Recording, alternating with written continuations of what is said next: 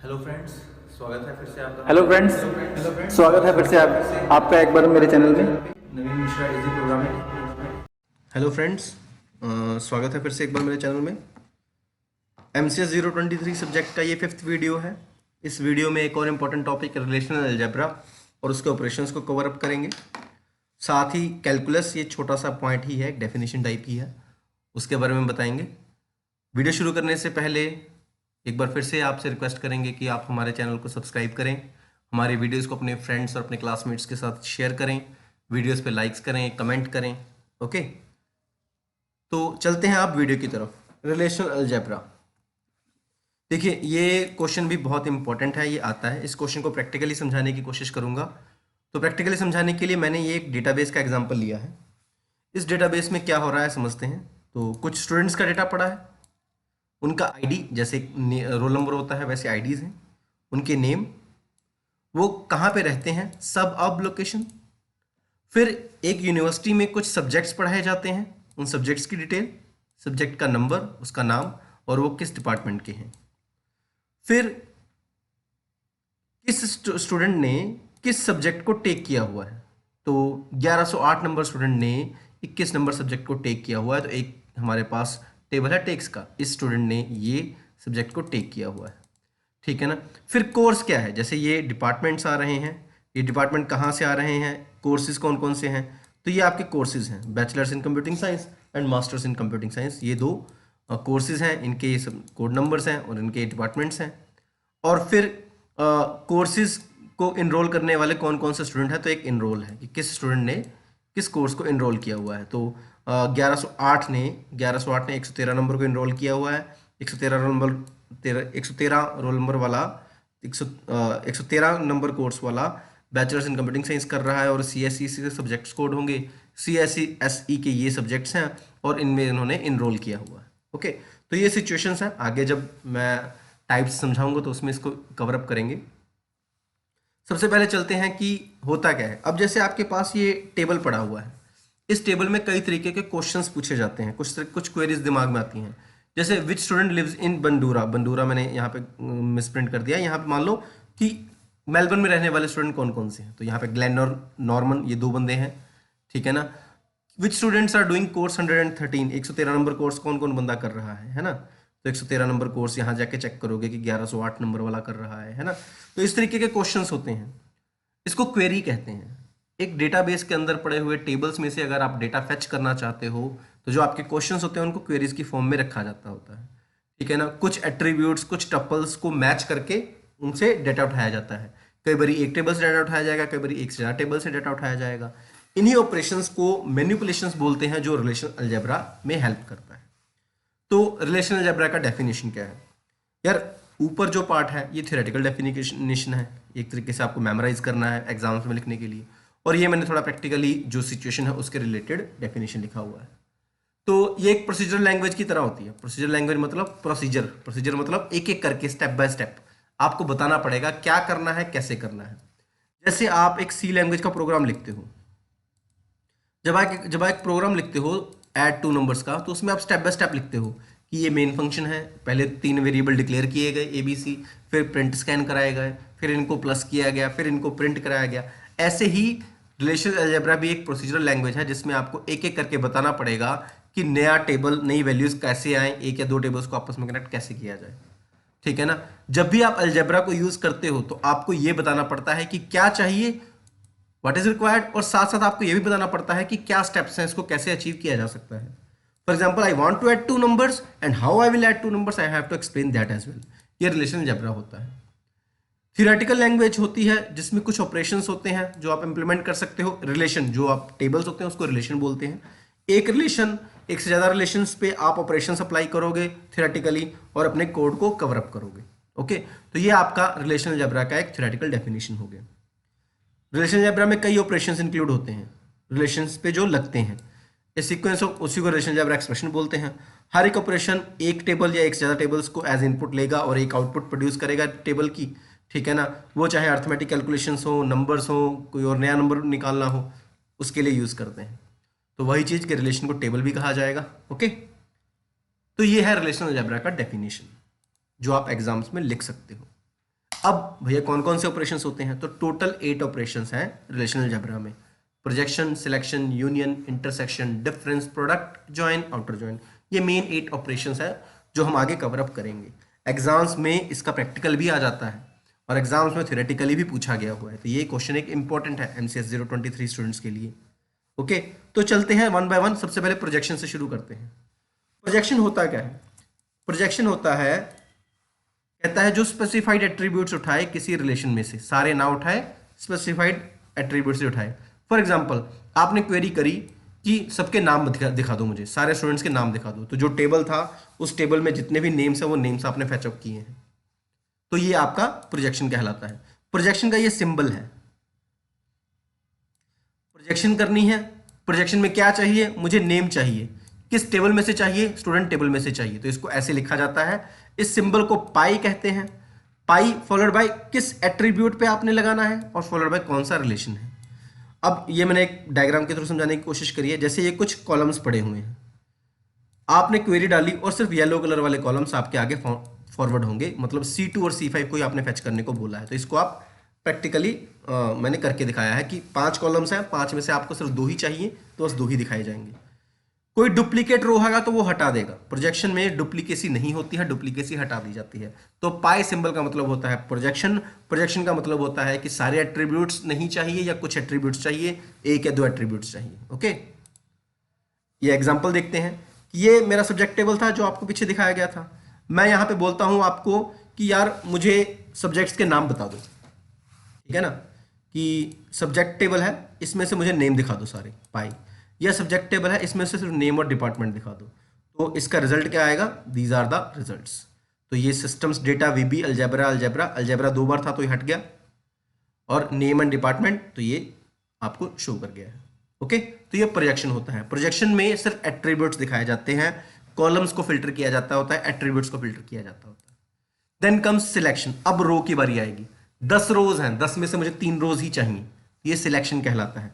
Selection के लिए हम क्या करते हैं, हॉरिजॉन्टल सबसेट्स पे काम करते हैं। जो प्रोजेक्शन है वो वर्टिकल सबसेट्स कॉलम्स पे काम करती है, जो सिलेक्शन है वो हॉरिजॉन्टल सबसेट्स रोज पे काम करती हैं।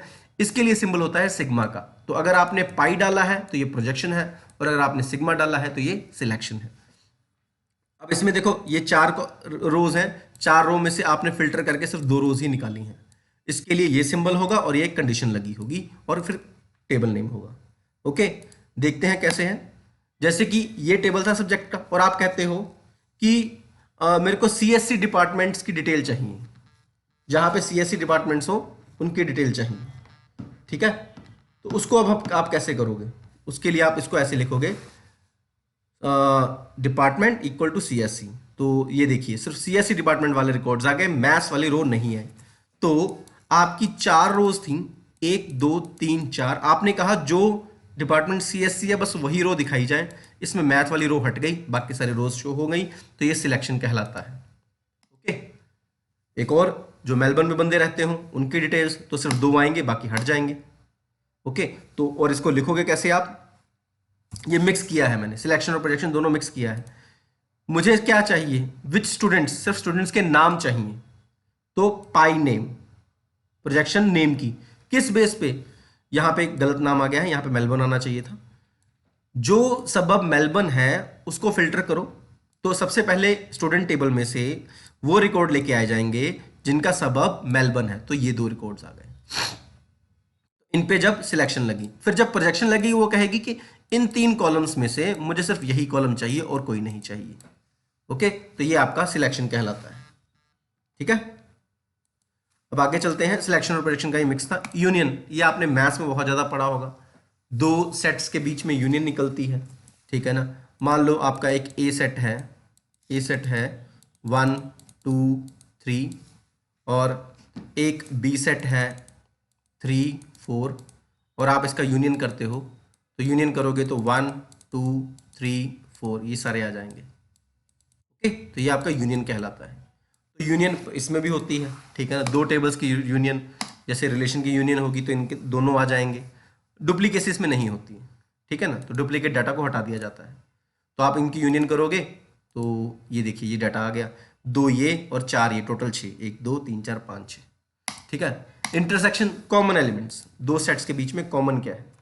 इंटरसेक्शन कैसे होता है, मान लो ए है आपका 1 2 3 4, बी है आपका 1 2, तो इंटरसेक्शन करोगे तो क्या आएगा 1 और 2, क्योंकि ये दोनों में बिलोंग करता है, इसमें भी है और इसमें भी है, तो ये आपका इंटरसेक्शन है। ठीक है, नीचे एग्जांपल है आपका। ठीक है, जैसे कि यहाँ पे इन दोनों के बीच में कॉमन क्या दिख रहा है, 21 dB दोनों तरफ है, तो ये आएगा, और 30 प्रोजेक्ट दोनों तरफ है, तो ये भी आएगा, बाकी कोई नहीं आएंगे, ये नहीं आएंगे। ठीक है, ये वाली वैल्यूज नहीं आएंगी, तो ये इंटरसेक्शन कहलाता है। Selection, projection, union, intersection. Then difference, जो कॉमन ना हो। डिफरेंस कुछ ऐसे होता है कि ए है अगेन 1 2 3, बी है आपका 2 3 4,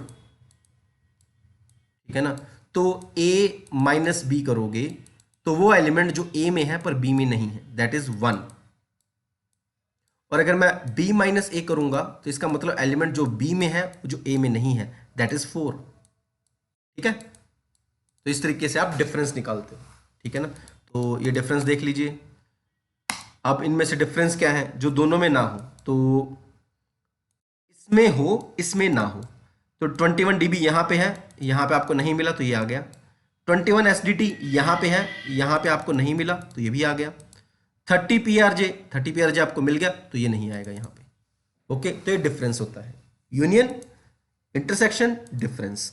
कार्टेशियन प्रोडक्ट, ये मल्टीप्लीकेशन होता है। फॉर एग्जाम्पल आपका एक ए है जिसकी वैल्यूज हैं 1 और 2, और एक बी है जिसकी वैल्यूज हैं 2 3, तो ये क्या करेगा 1 2 एक, यानी इसको इसके साथ, फिर 1 3, फिर 2 को इसके साथ, तो 2 2 एंड 2 3, ये आपका a मल्टीप्लाई बाय b होगा, जिसको आप कार्टेशियन प्रोडक्ट बोलते हो।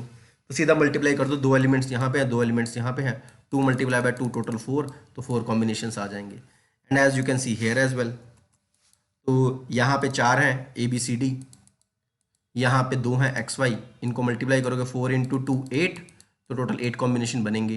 पहले A का कॉम्बिनेशन बनेगा XY से, ठीक है ना, फिर B का कॉम्बिनेशन बनेगा X और Y से, ठीक है ना, फिर C का कॉम्बिनेशन बनेगा X और Y से, फिर D का कॉम्बिनेशन बनेगा X और Y से, ठीक है ना, तो ये आपका कार्टेशियन प्रोडक्ट होता है। ठीक है, आगे चलते हैं जॉइंट्स। जॉइन की क्वेरीज भी बहुत ज्यादा आती है। जॉइन में क्या होता है, एक टेबल है, ठीक है ना, जिसके अंदर सपोज रोल नंबर, नेम, ये दो चीजें पड़ी हुई हैं। एक टेबल है जिसके अंदर रोल नंबर, मार्क्स और स्टेटस क्या है, बच्चा पास है या फेल है, ये कॉलम पड़ा हुआ है। इन दोनों टेबल्स के बीच में रोल नंबर कॉलम कॉमन आ गया है, तो इसको आप एज ए जॉइन यूज कर सकते हो। जॉइन मतलब एक नेम कॉलम यहां से और मार्क्स और स्टेटस कॉलम यहां से। आप एक रिजल्ट चाहते हो जिसमें नेम, मार्क्स और स्टेटस आए, तो दो कॉलम यहां से आ रहे हैं, दो कॉलम यहां से आ रहे हैं, तो ये जॉइन कहलाएगा। या एक कॉलम सॉरी यहां से आ रहा है, एक दो कॉलम यहां से आ रहे हैं, तो ये जॉइन कहलाएगा। जॉइन के लिए दो टेबल्स या दो से ज्यादा टेबल्स जिनको आप ज्वाइन कर रहे हो, इनके बीच में कुछ कॉमन कॉलम्स का होना जरूरी है।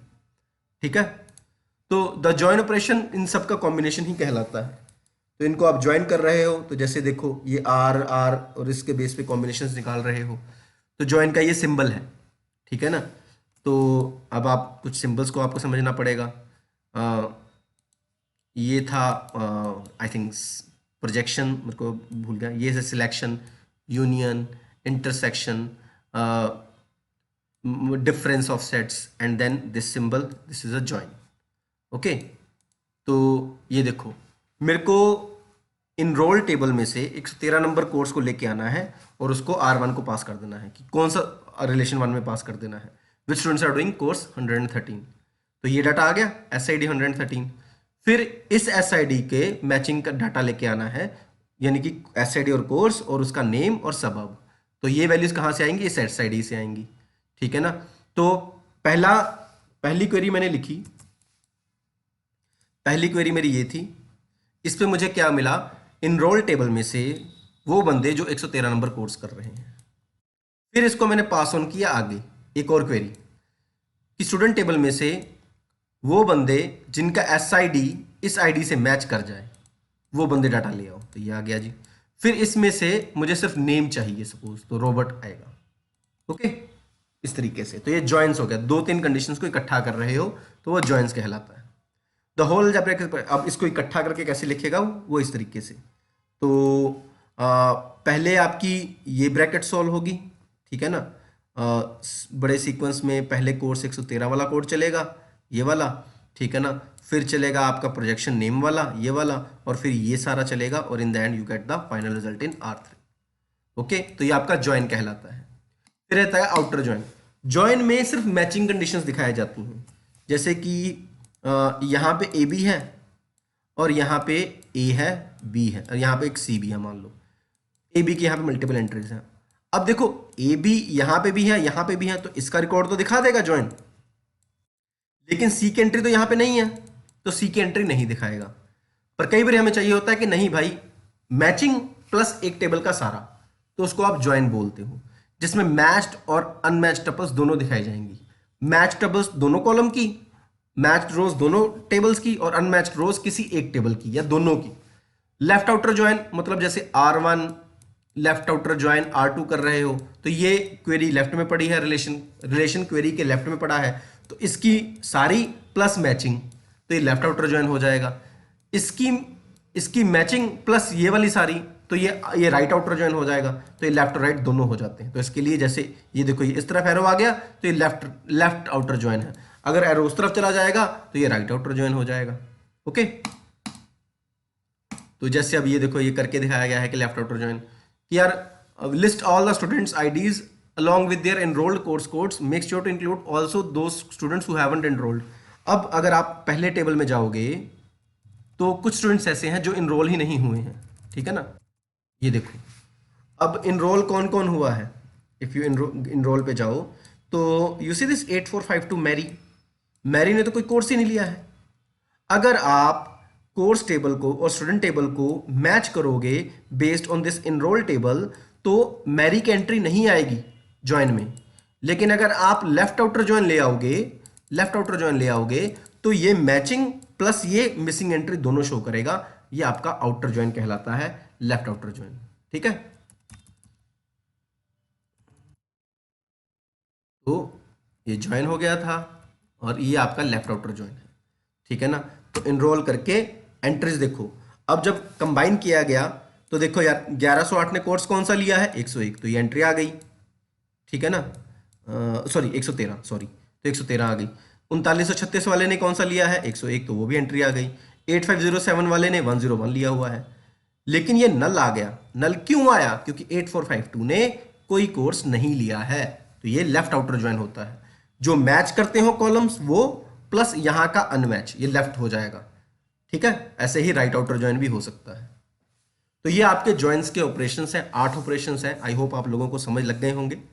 नहीं समझ लगे तो आप वापस जाकर दोबारा वीडियो देख सकते हो, नहीं तो आप मुझे क्वेश्चन कर सकते हो कमेंट सेक्शन में, मैं आपको आंसर करने की कोशिश करूंगा। अब आ गया रिलेशनल कैलकुलस। यार रिलेशनल कैलकुलस ज़्यादा इंपॉर्टेंट है नहीं, 2 नंबर की डेफिनेशन ही याद कर लो और एक डिफरेंस कर लेना अलजेब्रा और कैलकुलस का। तो कैलकुलस है क्या यार, एक क्वेरी को एक फॉर्मूले के फॉर्म में लिखा जाए, ठीक है ना, वेरिएबल्स के फॉर्म में लिखा जाए, एक्सप्रेशन को वेरिएबल्स के फॉर्म में लिखा जाए, वो कैलकुलस कहलाता है। यार आप लोगों ने प्रेडिकेट लॉजिक सुना होगा, ये आपको शायद उसमें भी है कि जो ट्रू फॉल्स होते हैं मैथ्स में है, आपके डिस्क्रीट मैथ में ट्रू फॉल्स जो होता है, जिनका आंसर ट्रू फॉल्स आए, ठीक है ना। या प्रेडिकेट लॉजिक जिसे some students play cricket, all students play sports, तो इस तरीके की सिचुएशंस के लिए, प्रेडिकेट्स के लिए आप कैलकुलस को यूटिलाइज करते हो, ठीक है ना। रिलेशनल कैलकुलस में होता क्या है, यूजर को क्या चाहिए, उसको सिर्फ रिजल्ट से मतलब है। वो रिजल्ट कैसे आया, बैकग्राउंड में क्या हो रहा है, उससे कोई लेना देना नहीं है। तो रिलेशनल कैलकुलस में आप स्टेप्स एक्सप्लेन नहीं करते हो, आप बस ये बताते हो कि मुझे ये रिजल्ट चाहिए and you will get this result. Background में क्या हो रहा है, कैसे आ रहा है, आपको इससे कोई लेना देना नहीं है, ठीक है ना। तो ये आपका रिलेशनल कैलकुलस का एक छोटा सा डेफिनेशन है, और ये अलजेब्रा और कैलकुलस का डिफरेंस इंपॉर्टेंट है, ये आ जाता है पेपर में। तो भैया ये प्रोसीजरल मेथड है अलजेब्रा, क्योंकि स्टेप बाय स्टेप आपको एक्सप्लेन करना होता है। ये नॉन प्रोसीजरल है, इसमें कोई स्टेप एक्सप्लेन नहीं करना होता। इसमें आपको क्या बताना है, सीक्वेंस ऑफ ऑपरेशंस, पहले ये करो फिर ये करो फिर ये करो तब जाके रिजल्ट आएगा, ठीक है ना। जैसे आपको प्रोजेक्शन में बताना पड़ेगा कि पहले नेम स्टूडेंट टेबल में जा, वहाँ से नेम उठा और स्टूडेंट आईडी उठा, फिर इनरोल टेबल में जा, वहाँ पर स्टूडेंट आईडी उठा, उसके मैचिंग कोर्सेज उठा, डिस्प्ले कर, सीक्वेंस बताना पड़ेगा। ऐसा कुछ नहीं है यहाँ पे, आपको क्या चाहिए बस वो बताना पड़ेगा और कुछ नहीं। ये रिजिड इन नेचर है, ये डिस्क्रिप्टिव है, आपको एक डिस्क्रिप्शन देनी पड़ेगी। Evaluation of query depends upon the order, order आगे पीछे करोगे तो आपके रिजल्ट में फर्क पड़ेगा। तुमने प्रोजेक्शन पहले कर दी, सिलेक्शन बाद में करी, या सिलेक्शन पहले करी प्रोजेक्शन बाद में करी, इसका फर्क पड़ेगा, इसमें फर्क नहीं पड़ता। It specifies operation performed on existing relations to obtain new relation, पहले से टेबल बने पड़े हैं, उस पर ऑपरेशन लगाया, नया टेबल निकाला। ये क्या करता है, here the operations are perform directly on the relation, सीधा रिलेशन पे ही परफॉर्म होंगे, नया रिलेशन नहीं बनेगा। ये एक जरिया है जिसकी मदद से कैलकुलस इंप्लीमेंट होगा। तो कैलकुलस इंप्लीमेंट होगा तो अलजेब्रा के थ्रू ही होगा।